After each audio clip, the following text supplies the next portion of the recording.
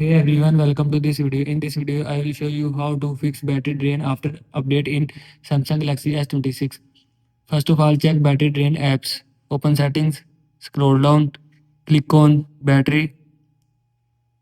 Here you will see battery usage. Now click on view detail. Scroll down. Here you will see apps, battery usage or drain battery. Now go back.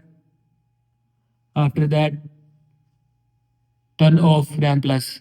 Again open settings, search RAM plus, click on RAM plus, scroll down, click on RAM plus, and if you want to turn off RAM plus, then turn off this button.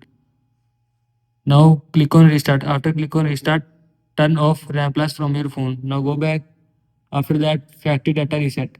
Open settings, scroll down, click on general management, click on reset, scroll down, click on factory data reset, scroll down, click on reset. After click on reset, your phone data, picture, video, files, document, contact will be erased or delete or restart from your phone. This is how you can fix battery drain after update in Samsung Galaxy S26. I hope you like this video and thanks for watching this video.